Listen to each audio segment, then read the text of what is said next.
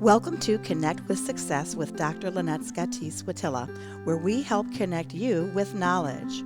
Our mission is to lead you to a new and exciting way of understanding, responding to, and helping all those with autism. We hope to expand your thinking about how to best serve these amazing people and to support you in your daily struggles and celebrations. Welcome, everyone, to the latest episode of Connect with Success, a podcast built around the success approach and the person who coined it, Dr. Lynette Scotese-Wojtila. We have a special guest with us today who's going to give us another witness of how the success approach has impacted their life with their son. So we're looking forward to taking this journey with you in this episode. And, of course, we have the amazing Dr. Lynette here with us, who is going to be helping us digest some of the success approach in given situations as we're talking about them today. So, Dr. Lynette, what concept will we be focusing on for this episode? Today's concept is reassurance. Such a great term. And when I think about reassurance, I consider it to be the intentional stroke of truthful insight that we have about a child that oftentimes the parent doesn't have or needs to hear someone else say. So as you can probably imagine, we got a very powerful episode. So let's get into meeting our guest now. All right, everybody. Welcome to this next segment, which we're going to meet Lisa Welsh, who is with us today. Welcome, Lisa. Hi. Thanks for having me. Yeah, thanks for being here. So tell us a little bit about yourself. Sure. My name is Lisa, and I am a pediatric nurse born and bred here in Cleveland, and I work for a local children's hospital. From a professional sense, I am a nurse manager over a pediatric cardiac program. So I get to manage all the great nurses that take care of our lovely children locally. Personally, I am a mother to a wonderful 6-year-old little boy, Henry, who has joined ITC's family as of almost 2 years ago. Wow, right at the start of the pandemic. Right at the start of the pandemic. Yeah, they were a godsend. We had transitioned to some virtual learning from their previous district, and it was not going well. And it forced us to shift our thought processes and to see what is the best environment for Henry. And a pandemic, everybody is saying it's probably the worst thing, right? But there's a silver lining to everything. And we were able to take that silver lining and really do a good assessment for our son. So how old is Henry? Henry is 6. He will be 7 in 2 weeks. Wow. And any big plans for the big 7th? He is in the planning phases right now. He is. Yes, he is. He has let us know what kind of cake he wants and all the things. So he's the big planner. So yeah. And so tell us a little bit about his diagnosis. Sure. So we had really seen at a really young age that he was having primarily sensory issues. He would become overstimulated in large crowds. And this was from when he was very, very young, like even before 1. He would hand flap, and we would take him into a public restroom and the blow dryers would be going off and he would just lose it. He would scream, and it was fear. It was such fear.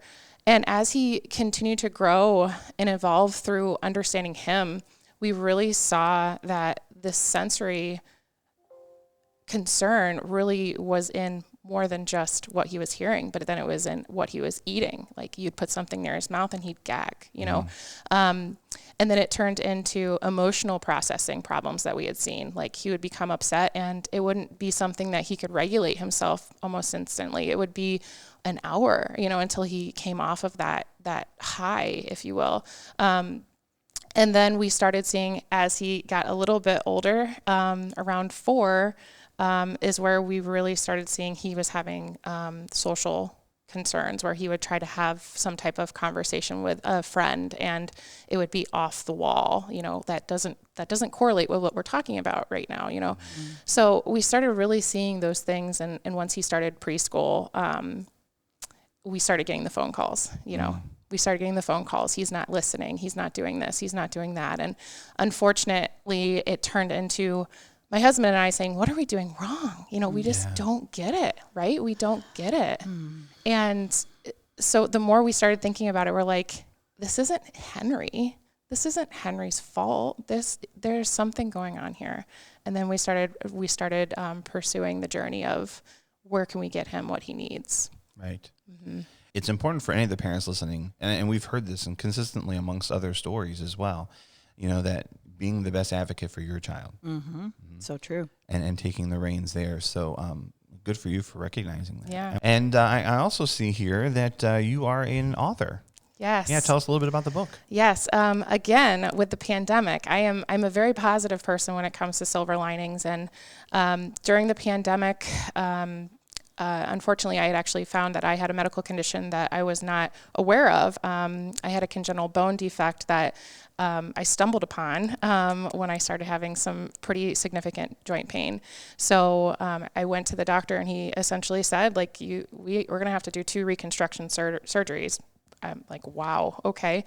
So I looked at that and I said, okay, we're going to have to handle this. We're going to have to handle this. So I had the surgery and we homeschool Henry. So again, the silver lining from the pandemic of switching to a different style of education, we were sitting and talking about, how can I teach you character traits that are so pertinent to being a human person, being a kind individual, right? How can we make society better, right? We're gonna teach you how to be kind, and we're gonna teach you how to use what you have, and we're gonna teach you to be confident. How do you teach a child that has autism, and now we have that diagnosis, right, at 4? How do you teach a child who has to have that tangible item or that one thing to be able to see, right? How do you teach that when it's kindness? That's not something that you have. So Henry and I just started talking about, hey, what does it mean to be kind? And we started providing examples, and we ended up making up this story, and it's about this elephant going through his life, right? And going through this journey of life. And, you hit all these barriers and all these things, like, I'm going to be kind to this person. I'm going to be courageous. I'm going to be resilient and strong. I'm going to use what I have, and I'm going to accept others for their differences, right? And at the end, I am the change, and I am the future, and I am going to make an impact in the world. So as we made this story up, we're like, you know what? Let's make it into a book. Let's draw some pictures. Let's do this. And then I'm sitting here like, okay, I've always wanted to write a children's book. Let's legitimize this. Nice. So I started doing research, as my nurse self does. How do you write a children's book? And so Henry and I did it together, and we ended up with the really fun titles of The Adventures to Me. And it coins the terms very well, is no matter what our experiences are, it forms us into who we are, and how we react to our experiences and what we learn from them is the true adventure to who we are. That's an amazing concept for a book. Beautiful. And it's for the whole world, this concept. That's what's so exciting to me. Yeah. So where can they find it? Yeah. So we are officially live and active on Amazon as of September. So available for purchase in hard copy or soft cover. So. Great. And we will put that link in the show notes. Absolutely. To make sure that you guys have access to this book as well. So we'll probably come back to that a little bit. I'd love for you to give us a little excerpt from the book and talk to us about where it came about. Absolutely. Yeah. Absolutely. Great. Well, we'll come right back with the message here in just a minute.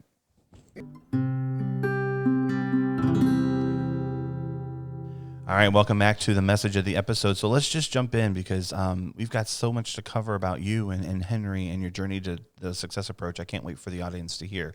So is there anything that you learned about your child since being at ITC that no one else knew or explained to you? So as a nurse, I have all my training in, science and biology and anatomy and physiology and a little dabble in neuroscience. And when I say a little dabble, I say 1 semester. And I'll tell you what ITC gave me and my husband was the seminar class that was offered. It gave a great insight into that neuroscience, right? I am a mom, I'm a nurse, and I'm always like, gosh, every time somebody gets sick, I'm there. I'm the fixer. I can fix you, and I can help you. And with Henry, it was like, I can only help you to what I know. And my training wasn't specialized in autism. So that seminar that we took, that was the moment we met them. We're like, we're going to do this. We're going to do this training. And I'll tell you, my husband and I both, anytime we have the opportunity, we say, you've got to take this class. If you have a child with autism, or you think they have autism, or even, to be quite frank, you don't have to have autism. That's right. You don't have to have autism to use this type of training in your life at all. It makes you think differently, and it really looks at the individual approach of taking care of somebody and addressing concerns. Were you in person for that seminar? No, unfortunately. Did you do it online? Not. We did. We did do it online. Tell us about your experience. Now, see, this isn't the researcher in me. What was your experience in the online course? Mm-hmm. Yeah, so it actually from, I am very, very busy in my job. And my husband is part-time, so he does fluctuating schedules.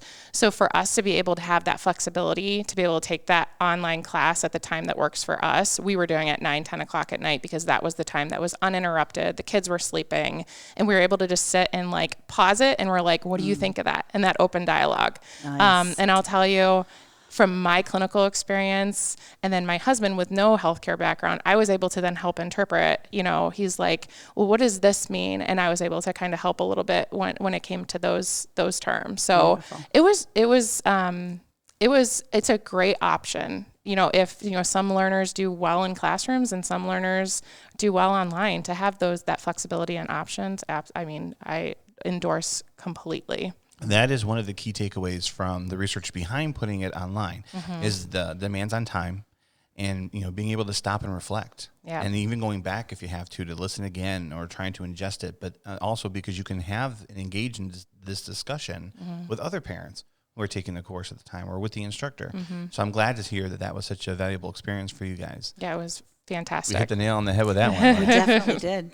And one thing I wanted to point out that is so important to emphasize, and you said it so eloquently, Lisa, it's really for any child and any adult. Yep. I've had so many staff members say, my husband is totally neurotypical, but I use it on him. Or I'll have a dad say, it really works on the dog. It really does apply, because it's about understanding how we tick. Yep. And that's a neuroscience that maybe some people don't know, even with an amazing nursing background, medical background, healthcare background. It's not the same when it comes to understanding the nuances and the differences of autism. It is a distinct neurological disability, a neurodevelopmental disability. And I think that the training, the 9-session training, that is self-paced, which we think is wonderful and allows for people to move at their own pace, really helps people to know that neuroscience without making them into somebody who's credentialed or degreed. Absolutely. And I did find that after the seminar was completed, my husband and I both said, it's like our blinders came off. Oh, wow. It's like you think of things so much differently. You have a perspective to give now that you didn't have before. We always say, man, I just want to climb inside his head. I want to understand what he's feeling. Yeah. And this seminar and the classes just, it helped us get to that one step closer to getting into his head. Beautiful. And how have you noticed the difference with Henry now in the interactions that he has with you, even having the knowledge that you have had taken this course? Yeah, he's much more receptive. Your automatic instinct is when they're doing something that you don't want them to do, what do you say? Stop. Stop. Don't do that, right?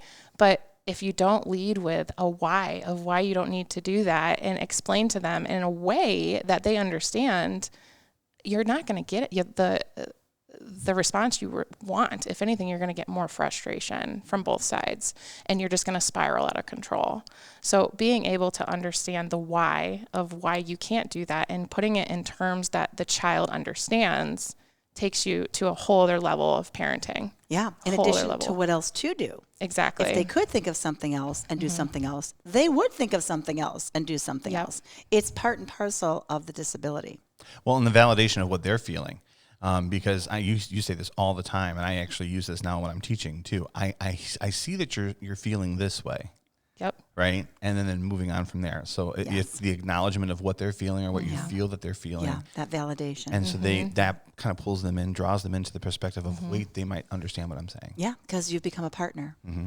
The beautiful thing about partnership is each of the partners identifies with the other, and they join. That's exactly what you just demonstrated by validating. And that partnership is the success approach, that transdisciplinary care. That's right. It's intended to be. Yeah, and people who use it that way have really great success with their families. That's amazing. Okay, so what did you first detect in ITC that made you realize it was different from other agencies that might be out there? Yeah, this is probably the easiest question to ask. The moment I knew ITC was different was 5 minutes into the first meeting that I had with the ITC staff and team. We reviewed over the established goals, the IEP goals, because Henry already had an IEP. So it was great because we had a baseline to bring to the team. And the goals were very generic. That's probably the best way to put it. And I remember Lynette's first words to me was, I think Henry's more than just a scissoring human being. Wow, I don't even remember that. And this is funny because we had, my husband and I had this conversation and we were like, it's so true, right? I mean, you can learn the skill of scissoring, but what does that really mean? That means you're learning fine motor skills, right? You're learning how to live your life and use your hands, right? So yes, I know the concept was there, with the scissoring, but there's so much more that he needed than just scissors. Like there needs to be a component of social integration. There needs to be a component of looking at his feeding because, we say this all the time, right? If there isn't the health and the nutrition to support the child and their development, you're going to be 5 steps behind. So you have to have that in order to move forward and progress. So from Henry's perspective, he had a very, very large feeding component and nutritional component that needed to be addressed, as well as scissoring and fine motor and all of those additional things. So the holistic approach. That's right. Great word. We keep hearing that a lot with our witness. Yeah. That's what families really take away, is that it's a holistic model, and professionals too. I think professionals who use the success approach in whatever area of practice they are, they see it as holistic. I think sometimes it's hard to implement it as holistic if you're not among others that also adopt that mentality. So you and your husband have that shared mentality, and so you've joined as a couple to have that happen. It would be ideal if groups of people in school systems or other agencies or facilities or adult day programming or anywhere could do that too. It's a different kind of mindset. And the people who wrote the goal for scissoring did a great job. It's absolutely their skill set. They know that is a content standard and something that a child his age should do, so there's really nothing wrong with it. I think what we need to acknowledge is that it's one, I think, kind of small sliver of the pie. It's part of the pie, but it's small. And so if we can diversify and holistically look at the bigger picture, we are, I think, better serving our kids. Absolutely, and I agree with that completely. It is the foundational concept of scissoring. It's so important, right? It gets all the musculature moving. It gets all of the right components moving in the right direction. But to have that along with the 5-6 other things that are so vital to his successes, and having them with a team collaborative approach of saying, hey, this speech pathologist is going to work on this today, but guess what? When they go over to the occupational therapy group, they're going to work on that in just a different segmentation of what they're trying to address as the goal. So, and you don't get that everywhere. That's something that makes this stand out as well, is that this isn't, my husband said it wasn't, the therapies are not siloed. They're not siloed. And I was like, gosh, man, that's really good. That's good. Does he write books? I know. I might have to tap on his shoulder here for this next one. They're not siloed. Everything should be cross-functional, and because the way I communicate with somebody, there's more than just that communication. I'm also having cognitive conversations that elicit additional responses, while you're trying to figure out other things too. So everything connects with one another, and therapy and services should do the same thing. Beautiful. Yeah, I was thinking when you were talking about, and we talked about evaluating the whys. So you talk about maybe the end goal is getting the scissoring to happen, right? But then we got to step back and say, well, how are they holding the pencil or the pen? Or then we got to take it back and further. How are they forming their grip? And then when you come to ITC and you're like, but we got to work on the muscles and how they operate before they can even think about gripping the pencil. Like, helps to walk you back. Yeah, it strips it down. It strips it down. We always talk about the pyramid of development, and at the base is, just the functional things of how we move through space and process sensory information. And you go up the ladder to the very tip of function. And everything underscores function when you look at it from a neurodevelopmental standpoint. And that is what the success approach truly is, because it's grounded largely in occupational therapy, because that's who I am. And so those neurosciences really underscore everything, whether it's teaching or whether it's socializing or whether it's scissoring.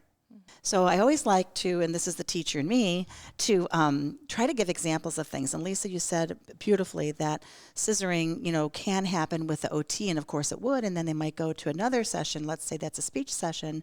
And then after that, they might go to a special ed session, not to mention all the wonderful aids here at ITC, the transdisciplinary aids that really help hold the fort and carry over with the methods. But an example of how we might use scissoring in a transdisciplinary way would be that the OT works on the mechanics, prescribes the right kind of scissors, the right kind of angle, the right kind of paper. And that scissoring skill might be used in sort of a drill fashion, practice, practice, practice, which is awesome.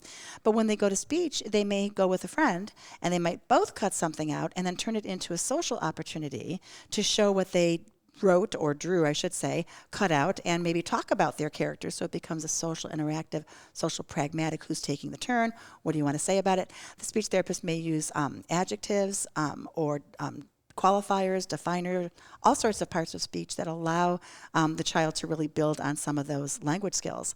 And then if they go to the special ed teacher, she might then turn out what they cut into a puppet and work on pretend play, which also has a social and a motor component. So it's just knowing what activity and what skill set you're looking for and putting it in an intentional, proactive, planned, transdisciplinary spirit. And that came to me when you were talking about scissoring. Yeah, and I know for a fact that this has really translated into his successes with feeding as well. Henry had a palette of like 5 different foods, and it was getting to be very concerning to us. And, we had tried out a few other private institutions to try to find the right fit. And it just wasn't sticking. It wasn't sticking. So, we had brought this concern to the team here at ITC and said, we really need your help. We need your help, and what ideas do you have? And we are now to the point where Henry has so many different food selections, and he's chasing me around the house. And I can definitely see how that transdisciplinary approach could translate into feeding as well. Yes.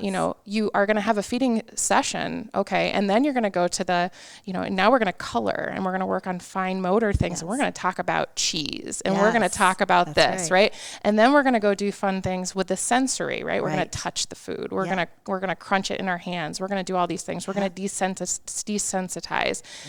So it translates not only into, the scissoring, it translates into everything, and that is what makes this approach from a mom and from a nurse perspective so incredibly successful.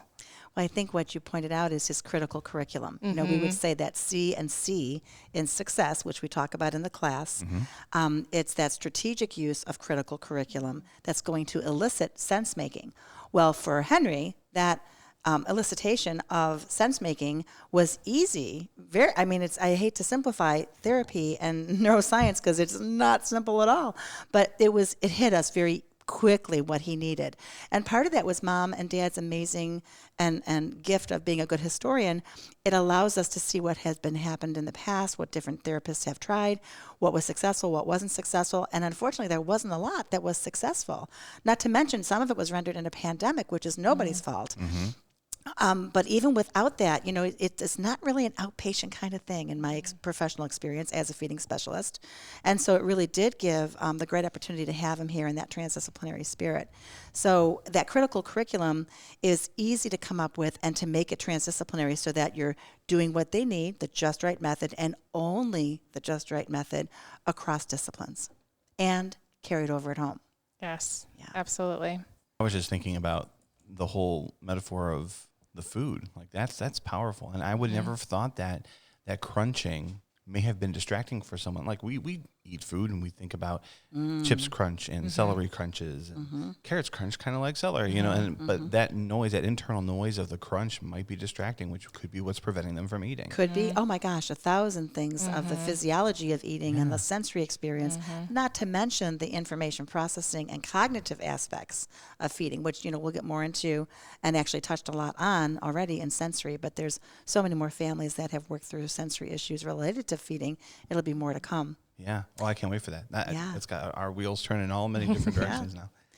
So one thing I was thinking is that you might have just answered another question in the last witness or the last example you gave us of feeding, but I'll ask you, and maybe there's other angles you can present. But this question is, what has been helpful about placement at ITC, and how is it different than what else is out there?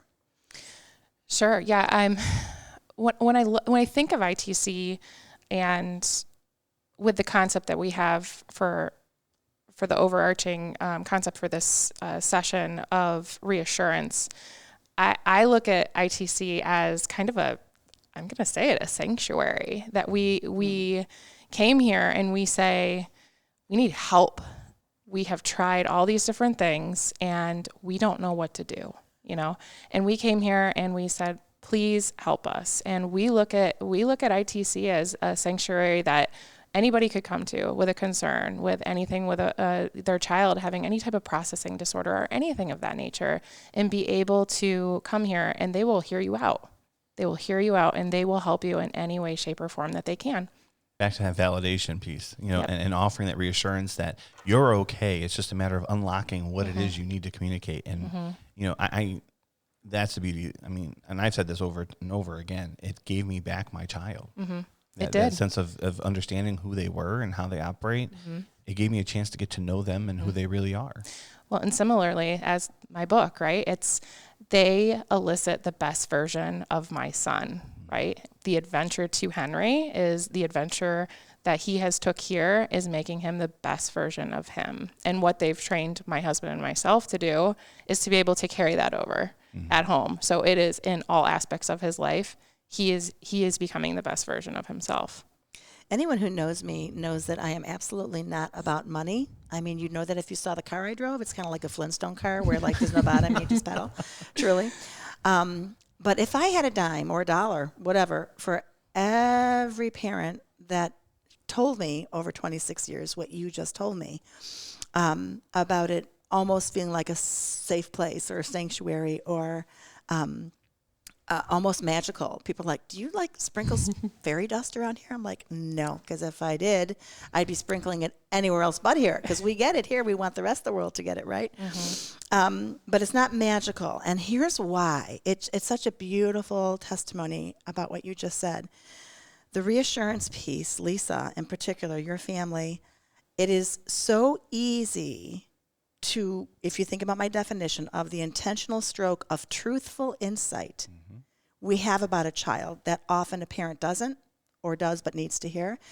This is why it feels like a sanctuary, because we are doing nothing more or nothing less than speaking the truth.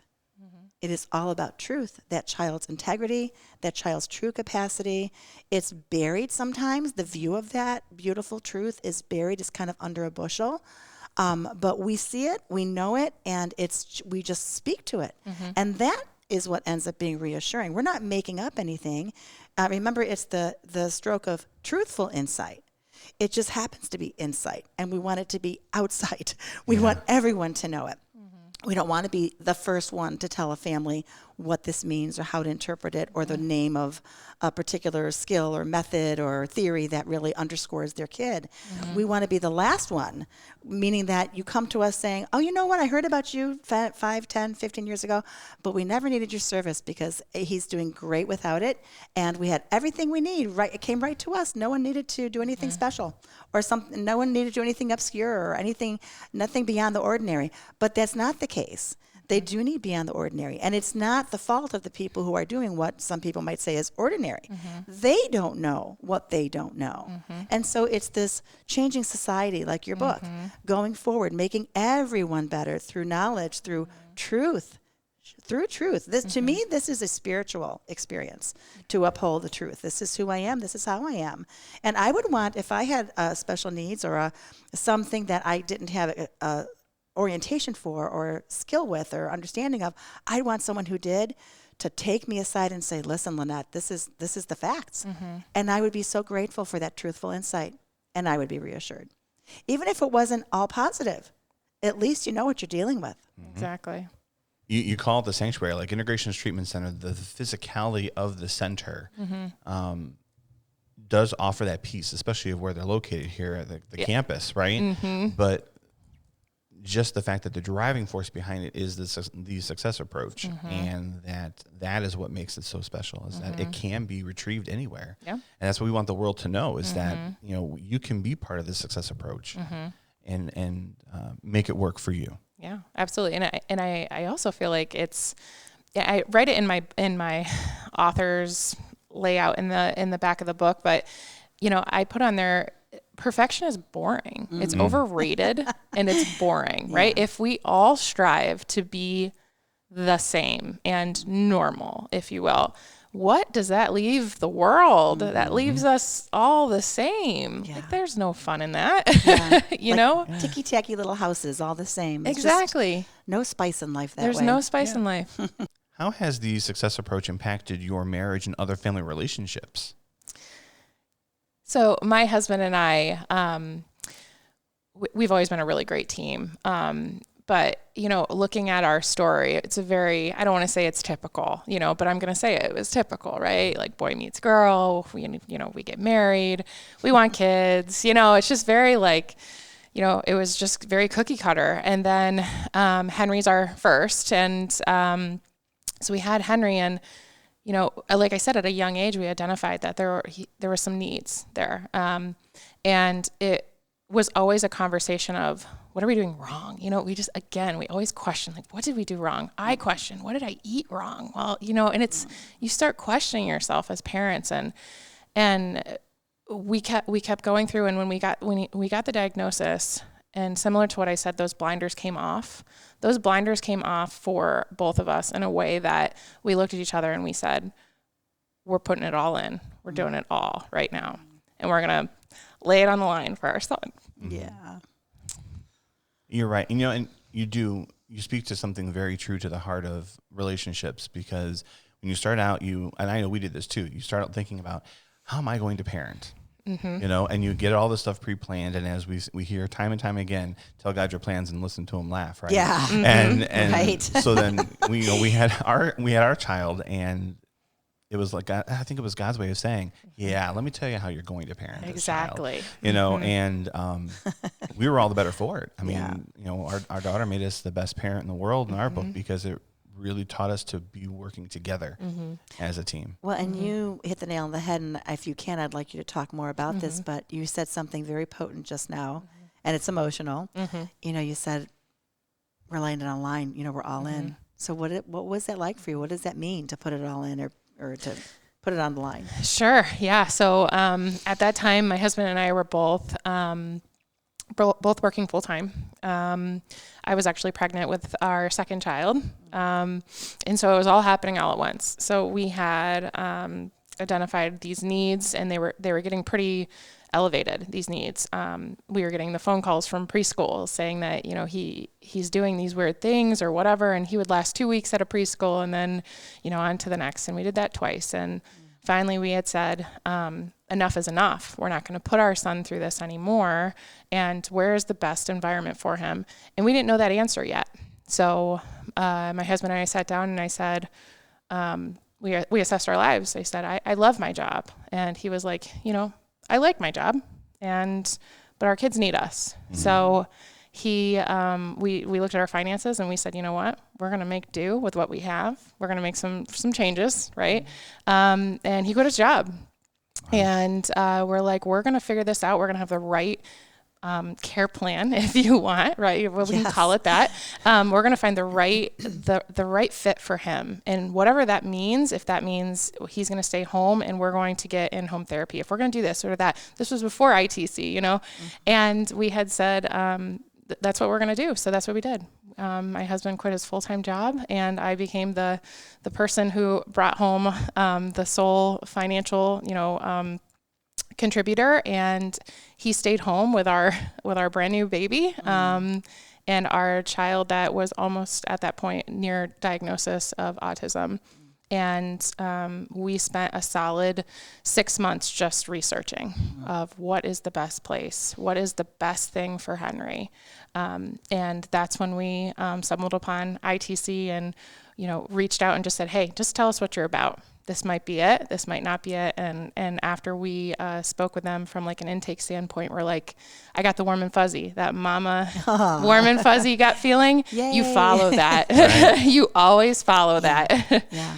So, because moms know and dads know. They know. And that warm and fuzzy is, you can't get it from a brain perspective. It's a heart and brain combined. Yes. So you were informed on a gut level, a heart level, because it made sense to your brain. Yep. So, and some of the emotionality behind making a choice like that, and I'm going to cry just thinking about it, but the sacrifice that dad in particular, leaving his craft, leaving his trade, and taking on, even though it started off cookie cutter relationship, it really isn't the traditional family dynamic right now. Most parents, two parents sometimes work, and if one's working, it's usually not the mom. Not that there's anything wrong with any dynamic. You have to do what you have to do in life, right? But what an interesting twist for him to be the Mr. Mom, if you will. He's probably got a lot of people calling him that or referencing that. And what a testimony. I mean, that's what I think of when I think of All In, is you do whatever it takes. It's no different than the family from Texas that moved here 1,100 miles for a year or more with their boys to make sure that they could access the success approach. And you're, this county, or, close by. So wonderful opportunity. You stumbled upon us. We're trying to help this model be out there so there's no stumbling at all. So it's everywhere so people can really adopt it and change the paradigm because it works. Absolutely. Yeah. And that's the way my husband and myself, we function as parents, as do many others, right? It's, you brought this child into the world. You are 150% responsible for this child, their growth, their development. And, God willing, you're going to be a part of their adventure and their journey, right? And they need to be as successful as they possibly can be, because you're not going to be here forever, Right. You're not. So you have to give them the best foundation to be able to succeed in their lives. And that's our responsibility as parents.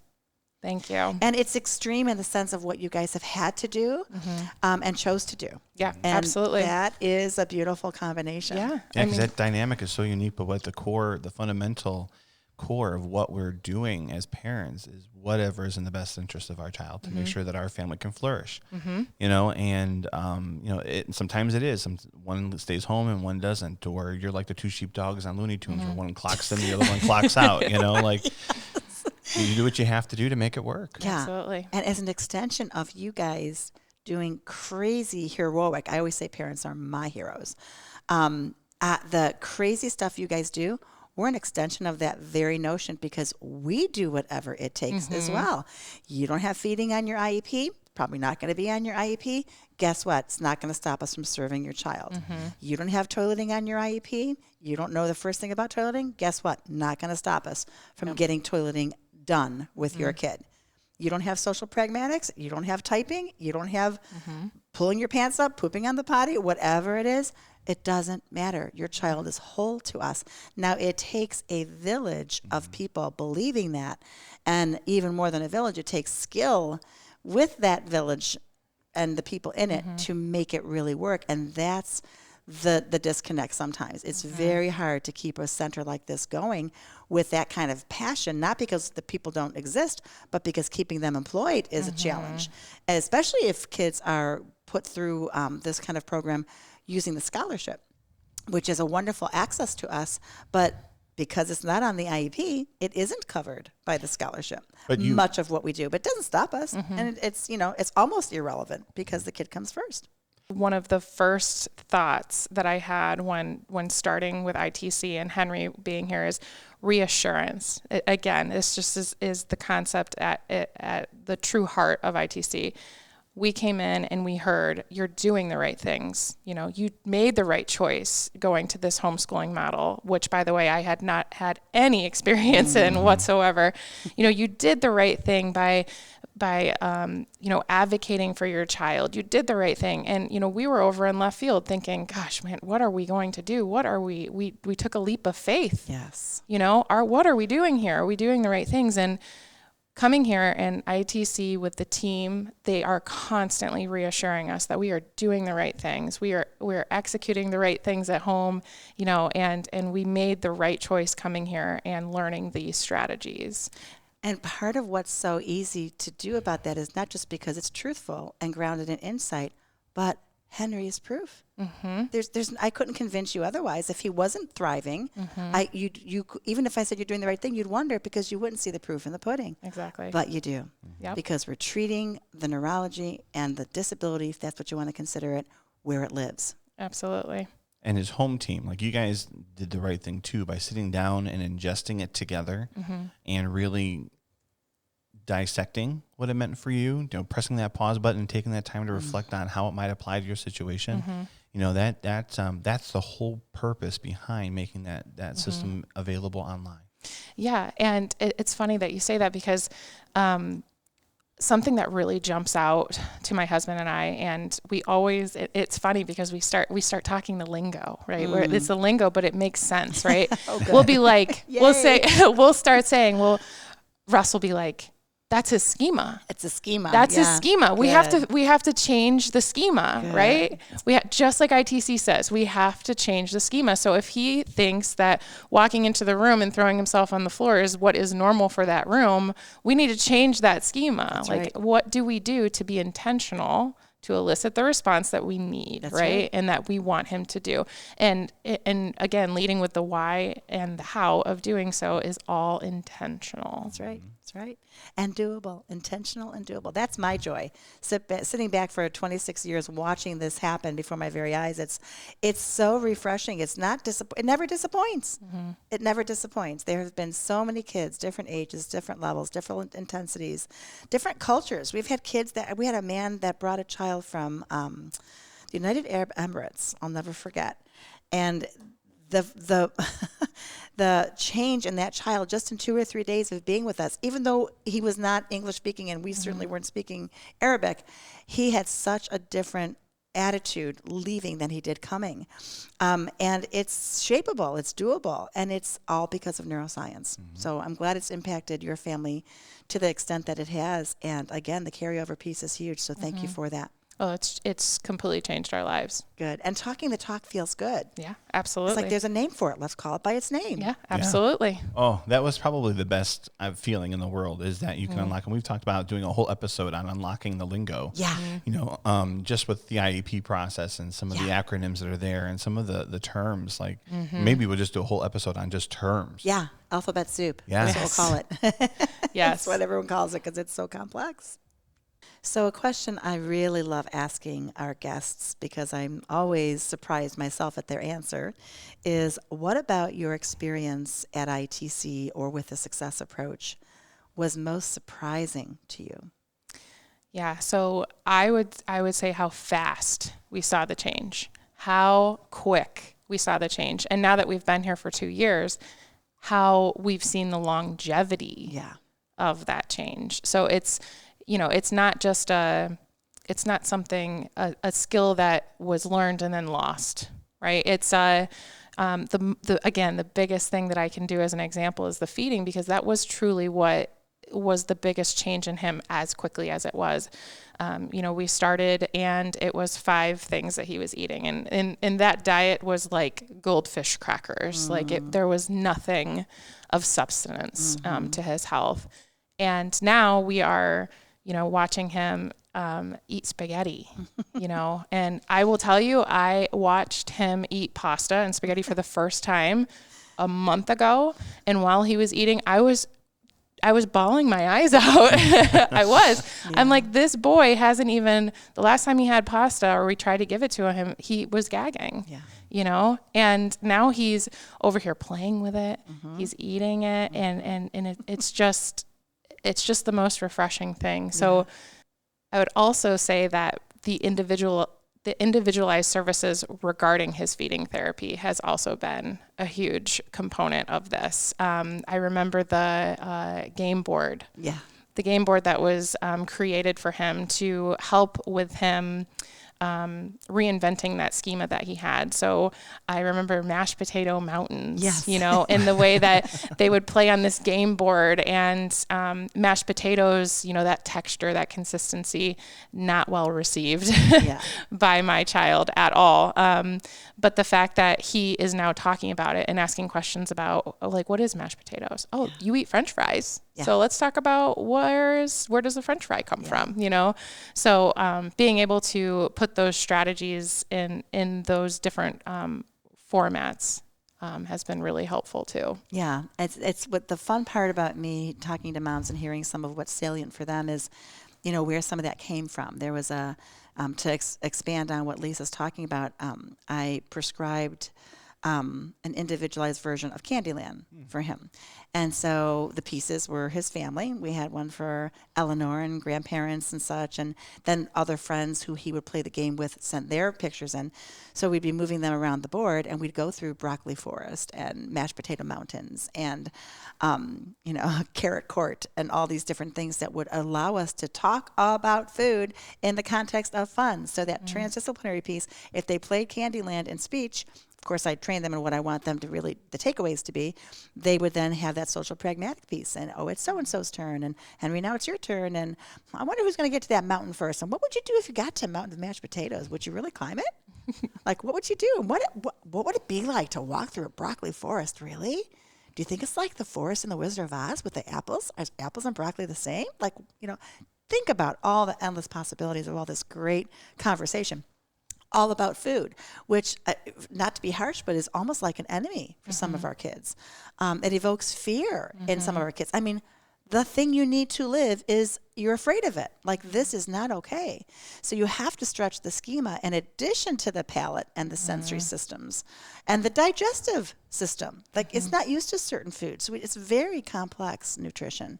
And he's done a great job responding, and so have you guys. I mean, the minute we say, what do you think about a protein smoothie? Great, here it is. We're sending this, we're sending that. This is what we need. And mom and dad provided it. That's a real beautiful example of partnership. And an ideal example of masterful, meaningful creativity. Like you could do the master class on meaningful creativity and learning. It's just, and I go back to Finney's feed sheet. Yes. Right? I mean, in the previous episode, we talked about Finn and his schema for just kind of being curious and how we had to bring that into the fold in that short amount of time and being able to turn that around. That's just masterfully creative. Yes. Yeah. And I think that's something that is so important into this model is you are making it so creative and fun, right? That it's infectious. Yeah. Why wouldn't you want to learn that way? Yeah. I want to learn that way. Yeah. It was so amazing about that concept. My daughter, Maria, who was featured in episode, 6 or 7, something like that, maybe 8, it was growing up TSA, the success approach. And my poor children, Paul, Dominic, and Adam, and Maria, I love you so much. And thank you for being who you are and for sharing me with many other people over the years. But you have always been, on the receiving end of this, because this is how I just raised my family. And Maria talks about like almost that first awareness she had when she started going to other people's homes and like watching brothers and sisters and such of her friends, like doing homework. And she'd come home and she'd be like, Mommy, like, they just have like paper and pencil and they're learning and doing things. And she says in the episode that like, what, no one like sings and dances like to learn? And I'm like, she just realized that it was such an awareness to her. I forget how she put it, but, and I'm not conscious of this. I'm just raising my kids, but it really is a difference. And I appreciate the idea of being masterful creative, but it is the field of OT. We think out of the box. It's all about function. It's all about motivation. We get that dynamic. And unfortunately, some of the OTs that have to work or do work or choose to work in other settings, there's sometimes they tell me, as some of my dearest friends, they're inhibited, like they don't have that liberty to really be free and creative. They kind of just have to work on the drills of handwriting or scissoring or whatever it is that they're limited, and it's nobody's fault. It's the way that it is. But that's where supplemental help is really important. And maybe those OTs can be doing things, and speech therapists, rehab services can do more creative things if they knew how to be a transdisciplinarian with the success approach. It's you can do it anywhere. I've done it in schools before. Schools are doing it. Schools are using it. If it's a mentality, it's a mindset. And it's not even just outside of the box. You've built a field for cultivating and for growth. And I think that's what was beautiful about the success approach, is that it's not just a box inside or out. It's the endless possibilities of what can happen. It's the opposite of a box. Yeah, that's absolutely. for sure. Blows the box out of the exactly. water. What was missing from your life before your child was accepted into Integrations Treatment Center for the success approach? Yeah, I'm gonna say it again. I'm gonna say reassurance. I questioned everything, and that put a huge strain on a lot of things. Again, looking at myself as the healer, the fixer, the know all of things that have to do with medical, and given the circumstances that we were in, it's like, man, I have to learn how to be a teacher. Now I have to learn how to get him the services that he needs, where I don't know what our options are. And, so reassurance, I can't drive that home enough. Like, that is what I didn't have before. And the confidence to be able to know and continue to trust that gut feeling and the primal mommy instincts that I have, that I know that I was doing the right thing. And ITC's helped us get there. And so one last thing, I want you to take a look at your book. Take a minute and take a look at your book and pick out one of the adventures that you would say best relates to your current acceptance into the success approach right now. And while you're looking, Lisa, I can just say that this book is so spot on for what I think society needs to hear. Our kids, our adults, every facet, every person. So comprehensive and so spot on. And it's done so artfully through rhyme and through meaning and sense making. It's really a success approach kind of book. I'm just so glad that it's part of what's available now through Amazon and through our website when we can post the link. Yeah. One of the excerpts that I have, and I was very intentional when writing this one, was when Henry and I were talking about people being different, right? He knows that he has autism, right? But like, what does that mean, right? And what does that mean to him? And does that make you different in a bad way? And the answer is no. And so the way that we discussed that and we had conversations was, the best way to reflect it is in the writing. Self-affirmation is, I accept differences. Each person is special, but different than me. Everywhere I look, as far as I can see. Each one of us makes the world a better place. I'm accepting to all and choose to embrace. I'm friendly and helpful regardless of color, class, and size. Truly, this is how we make our society rise. Just have to sigh. It's so potent and so appropriate. And the fact that you partner with Henry to articulate it is just beautiful. Well, I'll tell you, Lisa, thank you so much for what I'm considering a very, very powerful episode. We haven't even sat down to edit it yet, but I know it's going to be hard to edit. And for giving us so much to think about what the success approach has meant for you and your family, and hopefully what it can mean for many more. So thank you for your time and dedication today. Yeah, thank you so much for having me.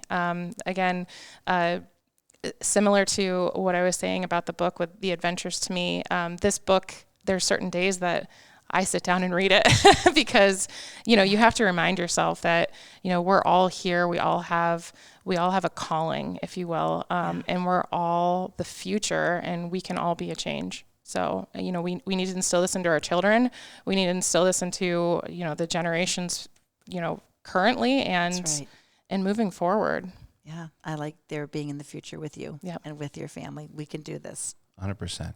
Well, the book is called The Adventurer to Me, and it's from Lisa Welsh. So make sure you stop out at Amazon and get the book for you and your family today. We will, again, put that link in the show notes so that you guys can link it back later. Yeah, it's a great tool and a great gift for teachers, too. Mm-hmm.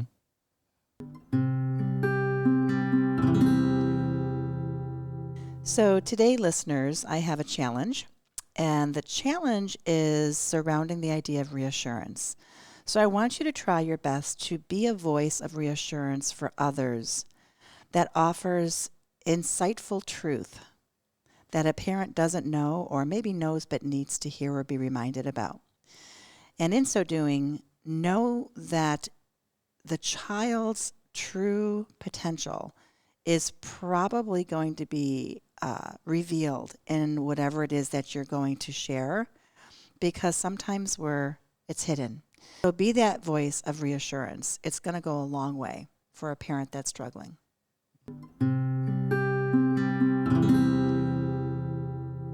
I'm just in awe of Lisa, Henry, and the Welsh family's testimony to the success approach.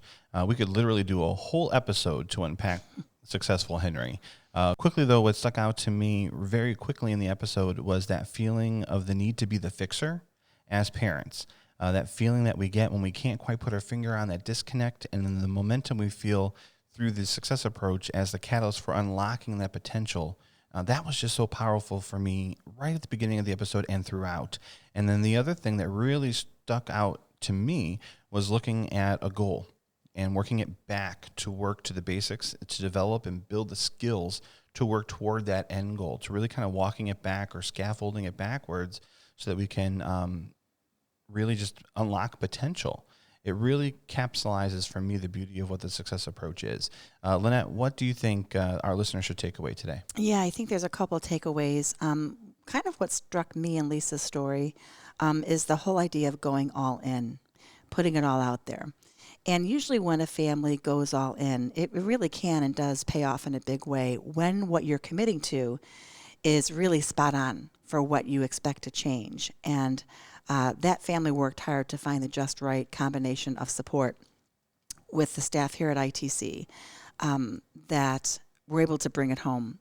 And the second thing that really struck me is her witness about how fast it all happened, that it really doesn't take long for these methods to take hold and start to sort of resculpt the nervous system and the brain in particular. We know that neurodevelopmentally we're malleable. And even if there's a hardcore schema set or a motor loop or something that the child is sort of can't stop doing or is compulsive about, we really can work together with the family and the staff to introduce that child a new way of being, thinking, or moving. And it's not an accident, and it's intentional. So all in can lead to a lot of fast pace with changes. We would love for you to connect with us. Leave us feedback, a story, or a question you're thinking about through our SpeakPipe page. You can leave us audio recording and just ask away. Who knows, you may even be featured on an episode. You can reach us at www.speakpipe.com/connectwithsuccess. That's www.speakpipe.com/connectwithsuccess, and use your phone or computer to leave us a voice recording. We'll put the link in the show notes as well, but remember that's www.speakpipe.com/connectwithsuccess.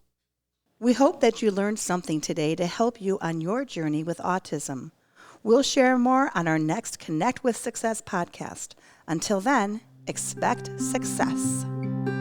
The Success Approach is a registered service mark protected under intellectual property law. Unless otherwise specified, all music, audiovisual, and proprietary content shared in this podcast is property of Autism Productions, LLC, and its sister agency, Integrations Treatment Center.